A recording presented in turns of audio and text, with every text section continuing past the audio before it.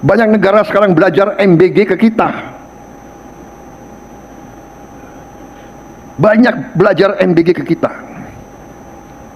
Di mana ada negara bisa memberi makan lebih 60 juta orang, ya kan, 5 kali seminggu, yang ibu-ibu hamil diantar makan, orang-orang tua, lansia yang tidak berdaya diantar makan. Kasih lihat di mana, negara mana. Hari ini Polri punya lebih dari 1000 SPPG. Pertanyaan saya, apakah Polri itu tidak punya pekerjaan lain? Apakah maling sudah tidak ada? Apakah begal sudah tidak ada? Apakah penjahat-penjahat kriminal sudah tidak ada? Sehingga Polri lebih sibuk mengurusi catering. Tugas pokok ya menjaga keamanan ketertiban masyarakat. Ya, keamanan yang pertama adalah aman dari lapar. Loh, ini negara kesatuan Republik Indonesia atau negara catering Republik Indonesia? Hindari saja kata presiden, hapuskan itu, ganti CEO MBG. Kalau memang presiden hanya menjadi pelaksana daripada memberi makan bergizi gratis. Tapi di seluruh dunia yang saya pelajari, makan bergizi gratis adalah sangat-sangat diperlukan oleh mayoritas rakyat. Makan bergizi gratis ini, bergizi saja tidak, apalagi gratis. Kata gratis itu kan pengkhianatan luar biasa pada rakyat. Karena mereka bekerja, mengalokasikan anggaran juga difasilitasi oleh uang rakyat. Loh, ketika uang itu kembali ke rakyat dalam bentuk makanan, kok mereka tega-teganya menyebut ini gratis? Rakyat itu membayar itu dengan kerjanya setiap hari, dengan pajaknya setiap hari. Sehingga kita lihat kembali, MBG ini sebagai tidak sebuah program, tapi justru proyek yang begitu jahat. Waktu saya melancarkan program ini, saya diejek, saya dijelek-jelekin, saya dituduh macam-macam. Saya juga tidak mengerti. Saya jelaskan ilustrasinya, Bang. Kenapa saya bilang bahwa MBG dalam konteks ini yang paling kita kritisi itu sebenarnya tidak berpihak ke rakyat. Karena sejak mula MBG itu ada, dia telah melanggar konstitusi tentang mandatory spending, anggaran pendidikan yang diperintahkan oleh Undang-Undang Dasar bahwa pemerintah wajib mengalokasikan 20%, baik itu APBN maupun APBD, untuk pendidikan. Di 2026 ini, anggaran pendidikan kita itu fantastis, Bang. 757 triliun. Klaimnya Prabowo itu terbesar sepanjang sejarah. Tidak keliru. Tapi kalau kita detailkan rinciannya, kita akan temukan ternyata 223 triliun dari 757 triliun, lebih dari 30% itu, tidak untuk pendidikan, tapi untuk Badan Gizi Nasional, untuk program makan bergizi gratis. Ini melanggar konstitusi, dan itu problem pertama. Saya buktikan kepada saudara, Prabowo Subianto sebagai Presiden Republik Indonesia, saya telah menghasilkan sekarang 1 juta lapangan kerja hanya dari MBG. Dan ada tuduhan untuk menjelekkan kita sebagai bangsa. Jadi begini ya, kalau saudara tidak suka dengan 2-3 orang, jangan merusak seluruh bangsa. Jangan pernah merasa Republik ini milikmu.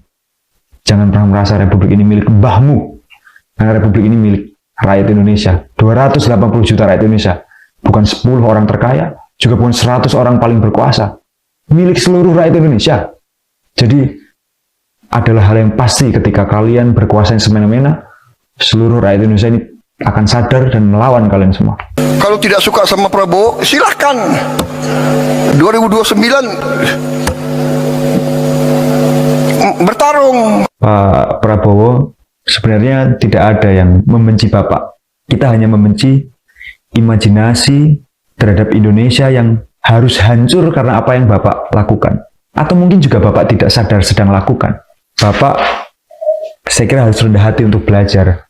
Bapak harus rendah hati untuk sadar bahwa Bapak ini sebelumnya bukan orang yang lahir dari proses meritokrasi yang jelas. Bapak tiba-tiba lahir sudah di dalam kasur emas. Tidak pernah merasakan lapar, haus, sebagaimana yang lebih dari 60% orang Indonesia rasakan. Kerendahan hati itu penting untuk supaya telinganya menjadi terbuka. Tapi sayangnya memang rezim hari ini yang Bapak pimpin punya kesombongan luar biasa. keangkuhan luar biasa. Dan siapapun yang angkuh, Bang, itu pasti akan jadi orang yang sukmun, bukmun, umyun fahum layar jiun. Dia akan jadi orang yang tuli, bisu, buta. Sedikit-sedikit mau demo. Demo boleh, tapi dia tidak berharap demo, dia berharap kerusuhan. Dan kerusuhan itu mencelakakan bangsa dan negara. Jadi kelompok-kelompok ini sadar atau tidak sadar, saya yakin mereka dikendalikan oleh kekuatan asing. Yakin saya, dan saya punya bukti. Pertanyaan saya di sini, kalau kami itu disebut anti asing, tapi kok ternyata yang meneror kami juga nomornya nomor asing. Kontaknya bukan kontak Indonesia, bukan plus 62 tetapi plus 44. Justru Inggris Raya. Maka yang sebenarnya anti asing adalah kami, atau orang yang tersinggung dan menyuruh orang-orang ini untuk meneror kami. Kami BEM UGM memang berkomitmen untuk menahan lapar dan haus. Kami mending tidak melakukan program apapun ketimbang harus melakukan program dengan cara menjilat kaki kekuasaan. Kalau demo silakan, tapi mau bagaimana mau demo? Kamu 5.000 kali demo, tidak akan ada satu pabrik dibuka. Dan saya menghimbau mereka, hai warga negara Indonesia, apakah kau tidak kasihan sama rakyatmu? Lalu pemerintah pengen orang yang mengkritik dia harus bersopan santun, harus beretika. Loh, mereka saja tidak beretika kok ketika menghadapi kami berdemonstrasi di lapangan misalnya. Ketika melemparkan gas air mata, mementungi kami. Ada banyak sekali ketidakadilan pikiran di sini. Bahwa seharusnya pemerintah itu punya sistem destilasi. Dia punya penyulingan terhadap emosi dan substansi. Sehingga kita berhadapan dengan diksi presiden bodoh, ya dia nggak akan sibuk dengan bodohnya, tetapi justru mencari sebenarnya bodoh yang dimaksud anak ini itu apa. Saya jelaskan. Pemerintah hari ini, rezim Prabowo Gibran, itu harus kita akui sebagai rezim yang bodoh. Rezim yang bodoh ini adalah rezim yang inkompeten. Dia tidak kompeten pada bidangnya. Itu terbukti dari bagaimana perekrutan kementerian misalnya. Kita bisa dengan sangat mudah mengatakan bahwa mereka yang hari ini duduk di kabinet, itu tidak semuanya. Bahkan dominan justru adalah mereka yang mampu menyenangkan hati Presiden Prabowo. Bukan mereka yang mampu bekerja untuk rakyat. Ini poin pertama bahwa ini orang-orang yang inkompeten. Kalau kita lihat Badan Gizi Nasional misalnya, ketuanya saja, kepalanya saja, bukan ahli gizi, tapi ahli serangga. Jadi rezim ini rezim inkompeten. Yang kedua, rezim ini juga tidak menghargai ilmu pengetahuan. Berapa banyak ahli gizi kita yang masih tidak mendapatkan pekerjaan layak. Sementara di Badan Gizi Nasional justru diisi oleh Polri. Presiden Prabowo menyampaikan ke beberapa tokoh aktivis yang diundang ke Hambalang, saya akan lawan oligarki.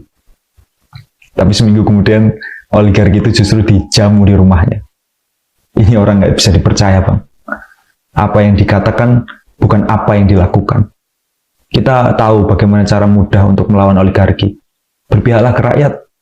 Buatlah undang-undang tentang pembatasan kekuasaan terhadap sumber daya alam, terhadap bisnis, sehingga oligarki tidak mampu lebih mengguritakan bisnisnya dan mematikan kemungkinan rakyat untuk menjadi sejahtera.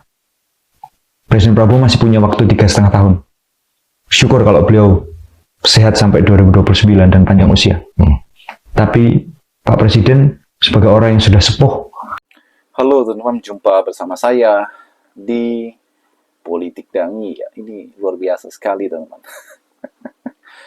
Di pidato Pak Prabowo yang terbaru ya. Dan ini menarik sebenarnya. Beliau mengatakan bahwa banyak sekali negara-negara lain yang ingin belajar MBG di Indonesia, teman-teman. Bahkan Prabowo mengatakan ya, di mana negara lain yang ada MBG-nya seperti Indonesia, teman-teman. Jadi seolah Pak Prabowo ini memberikan dan bangga sekali ya dengan program prioritasnya ini, teman-teman. Ya, apa yang beliau katakan tentu membuat kita mendapatkan informasi yang sangat penting ya. Kita akui bahwa MBG Pak Prabowo ini memang sangat-sangat baik, teman-teman ya. Sangat-sangat membantu masyarakat miskin ya, sangat-sangat jenius ya. Negara maju pun melakukan MBG ini, teman. Makanya saking sayangnya masyarakat dan mendukung MBG ini, banyak sekali kemudian akademisi, aktivis, mahasiswa, bahkan politikus ya, itu mengkritik tandanya sayang, teman-teman. Ya seperti Tio ya, Tio ketua BEM UGM mengatakan juga ya bahwa banyak sekali ya bagaimana pelaksanaannya di lapangan yang sangat-sangat disayangkan. Banyak yang keracunan, kemudian menunya itu-itu saja, telur ayam, ya kan? Kemudian ayam, telur ayam, dan seperti itu aja, teman-teman. Dan kemudian, kalau kita di media sosial, ya banyak sekali kritikan-kritikan diberikan kepada BGN. Apalagi kalau kita melihat per hari ini, ya, bagaimana yang tadinya harusnya fokus untuk memenuhi gizi anak-anak sekolah, ya kan? Tapi BGN malah belanja apa? Kaos kaki yang sangat mahal, bagaimana motor listrik yang tidak sepantasnya, ya kan? Kemudian bagaimana digitalisasi MBG yang mengeluarkan anggaran yang cukup besar, dan ini seolah-olah dananya sangat besar-besar tadi, teman-teman. Ya malah tidak fokus ke makanan untuk anak-anaknya. Nah, kemudian bagaimana ini disampuratakan ya. Harusnya ya yang diberi makan oleh negara itu rakyat-rakyat yang miskin, rakyat-rakyat yang betul-betul tidak bisa makan yang bergizi ya. Kalau disampuratakan anak-anak orang kaya pun makannya, teman. Itu pun kalau mereka makan, ya kan? Bagaimana menurut kalian?